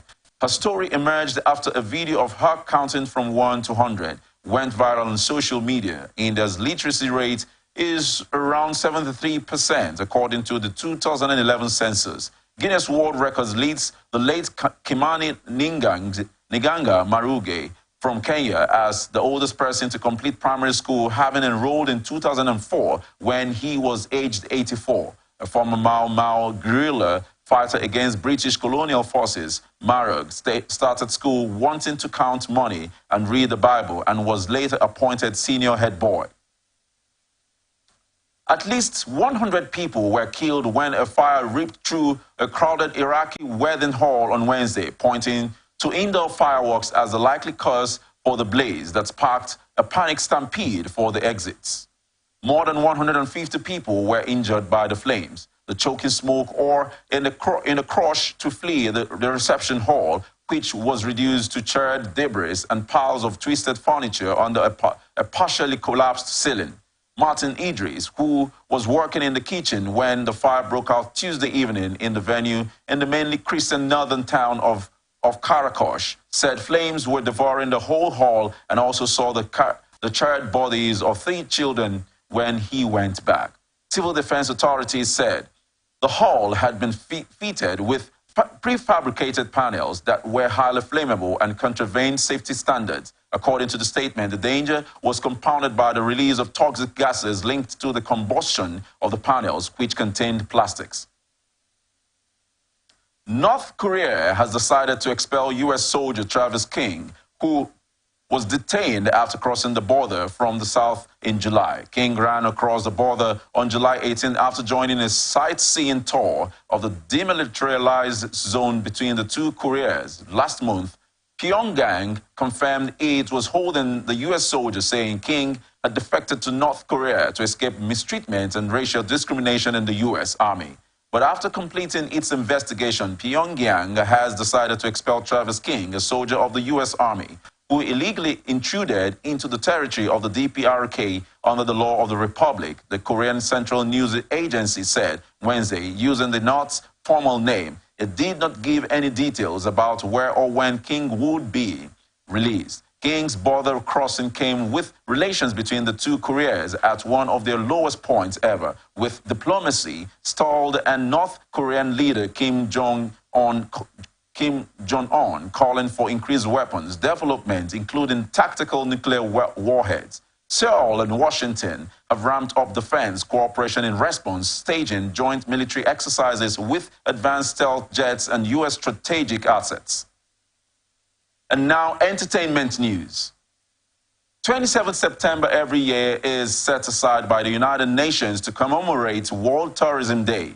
In Rivers State, it was a site of typical tourism, a tour of contemporary photos and displays of collections of beautiful symphonies and artifacts, including Mother of the Creeks, boat regatta, portraits of family times were showcased to depict cultural heritage and values of Rivers people. The theme for this year's World Tourism Day is tourism and green investment. However, some stakeholders who spoke to Atlantic Television Network said tourism is capable of enhancing local heritage and national economy. Here is the update. Today's World Tourism Day, and it's an opportunity for us to explore opportunities, the economic opportunities in the Niger Delta using tourism. It's the theme for this year is sustainable tourism, and we organize this particular event to not only showcase the beautiful landscape, as you can see, all beautiful landscape, very beautiful landscape of the region, but to also promote local artists. I mean, if we have all of these beautiful minds and they're not able to translate their creative work into earning a livelihood, it just doesn't make any sense. The World Tourism Day, like I should say, like what you can see behind me are some of the works that have been put together by some of the Port Harcourt creative. You know, I'm one of them because I'm a creative man in the industry. I'm also a businessman in the creative industry. So this is one of the things that I think will help the economy of Rivers State, not just Rivers State, the world at large. Because showcasing this to the world expose the people that put these things together, give them a better leverage of showing their creative art internationally to the whole world. Because the whole world is watching this thing today, as you can see, they're watching this thing as we're talking about. So they also express their views and attachment to arts. Here is the update. I think it's exciting for me. It's like my first time in a art exhibition setting like this, and it creates some kind of feeling, because stuff like this are mostly predominant in the Western world and all. But coming here, seeing the narrative, me being an artistic person myself, it's exciting for me because I could see the work out here. The emotions by the artist and the uniqueness in every art piece here, so it's exciting for me. Well, I'm a serving copper here, so coming for this event has really been like a huge thing for me because I've seen a lot of painting, a lot of drawing, a lot of pictures, and I'm super excited I came for the exhibition. Aziz Adeshino Fashola, popularly known as Naira Marley, has vowed to return to Nigeria to assist the police with the ongoing investigations into Mobile's death. The singer had faced scrutiny in the court of public opinion for the weeks that passed after his former signee, Ilerioluwa Oladimeji Aloba, popularly known as Mohbad, passed away. Marley posted an official statement to his Instagram on the evening of September 26, 2023, stressing that he is not a fugitive and will be given his version of events when he returns. In his statement, he made mention of the onslaught of his character following the singer's death, stressing that he had no hand in the singer's death. He then noted that he had been out of the country for more than a week before the Mohbad passed away. Going further, he expressed his unwavering dedication to the truth, noting that he is in full cooperation with the authorities in cracking the case, backed up with proof to clear his name. Here is the update. And here now is ATN Sports News. It is now mandatory that to sit on the bench during matches, all head coaches of the Nigerian Premier Football League clubs must possess the Confederation of Africa Football B license as part of its rollout activities for the start of the 2023-2024 season. The NPFL Chief Operating Officer Davidson Owumi announced that the requirement is part of the league's bid to improve the quality of technical performance of the clubs. He said the measure is coming into force to trigger the coaches to acquire trainings that will improve what they offer to players. He described coaching as one of the problem areas that the league must solve in order to grow the game and produce highly technical players. The season is scheduled to kick off on Saturday, September 30, at 8 centers, with the fixtures in Port Harcourt and Aba postponed due to continental fixtures of Rivers United and Bendel Insurance. Both are facing Algerian and Burkina Faso opponents in the elimination round of the CAF Confederation Cup, while Insurance were to face cup holders Eyimba International in Aba. Rivers United were to host last season's runner-up Remo Stars in Port Harcourt. Confederation of African Football has announced that 2027 Africa Cup of Nations will be jointly hosted by Kenya, Uganda, and Tanzania, while Morocco will host the 2025 edition. Morocco last hosted the AFCON in 1988 and was chosen in 2015, but asked for the tournament to be postponed because of the Ebola virus, although CAF later decided to strip the North African nation of the hosting rights, while Morocco were hot favorites to host the 2025 edition of the Premier African Sport event. The shock last-minute withdrawal of Algeria from the 2027 race threw it wide open. The Kenya-Uganda Tanzanian bid then got the nod from the CAF Executive Committee, taking the biennial tournament back to East Africa for the first time since Ethiopia staged the 1976 edition. Morocco boasts many world-class stadiums and have successfully hosted numerous African and world tournaments. But Kenya and Tanzania have only one international standard venue each and Uganda none, which forced their national team to play 2023 Cup of Nations qualifiers at neutral venues. Taking the tournament to East Africa follows a statement this year by CAF President Patrice Motsepe that he did not want successive tournaments in the same region. Ukrainian football teams will boycott all competitions featuring Russia sides. The federation, in response to UEFA readmitting Russia's youth team to international competition. It also called on other UEFA members to boycott matches against Russian teams. European football's governing body swiftly barred all Russian teams from competitions last year in response to Moscow's offensive in Ukraine, but eased the ban by readmitting Russia's national under-17 team. The Ukrainian Association of Football strongly condemns the decision by UEFA to return under-17 teams from Russia to international competitions. Announcing the decision, UEFA argued that a generation of minors was being deprived of the rights to compete and that children should not be punished for the actions of adults. However, it said Russian teams would not be able to play on Russian territory and that the country's flag, anthem, and national playing kit would be banned. Ukraine has repeatedly called for blanket bans on Russia from international sporting events and has threatened to boycott the 2024 Paris Olympics if Russian and Belarusian athletes take part. And that's the global news for tonight. Before we go, another look at the major stories. Rivers government vows to create new cities. Bayelsa government pledges to ensure credible poll Tribunal dismisses APGA suit against Wifuru, African Bank to fund NNPC $3 billion loan. 100 dead as fire outbreak ruins wedding in Iraq. Naira Marley to assist with investigations on Mohbad's death. Kenya, Uganda, Tanzania to host 2027 AFCON. I am Besala Chadamba. Thank you for watching. You can follow us on our social media platforms, Twitter at Atlantic TV Net, Facebook and YouTube at Atlantic Television Network, Instagram at Atlantic TV Network. Do remember that peace and unity are pathways to progress. Do have a lovely night.